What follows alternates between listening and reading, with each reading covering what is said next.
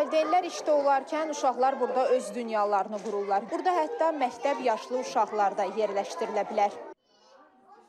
Mərkəzdə 3, 6 və 6-12 yaş qruplarında uşaqlar olur. Həmçinin 18 yaşına da əlilliyi olan şəxslər üçün Sosial Xidmətlər Agentliyinin 3 daimi günərzi qayğı mərkəzi fəaliyyət göstərir. Uşaqlar burada əylənir, öyrənir və qayğı ilə əhatə olunurlar.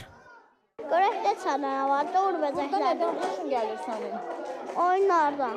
Nə oyunlar oynarsan? Sayı oyunları, bax belə dizirik, oynuyoruz da.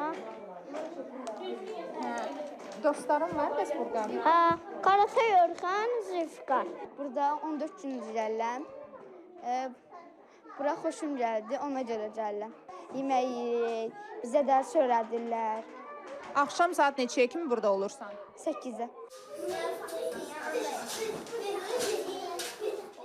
Oynayırıq burada, çox qəşəngdir oynamaq. Neçə yaşın var sənin? 6 qaba.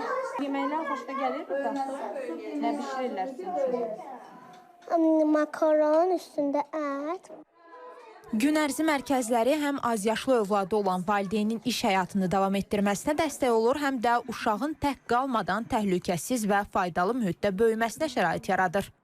Az təminatlı ailələrin, əlilliyi olan 18 yaşa çatmamış uşaqların, tamam ailələrin evladlarıdır ki, bağçaya yerləşdirə bilmir. Bu kimi mərkəzlər açılır, Sosial Xidmətlər Agentliyinin sifarişi ilə təmənnasız şəkildə həmin ailələrin, sosial təbəqədən olan ailələrin evladlarına gün ərzində qidalanma, onların 3-6 yaş arası və bir qrup 6-12 yaş arası bir qrup olan uşaqlarına xidmət göstərilir.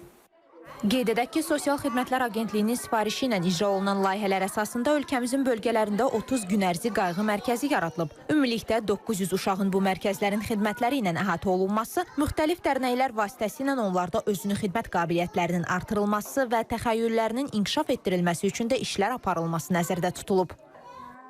Elmira Seyfəddin qızı, Rizvan Əkbərli, İTV Xəbər.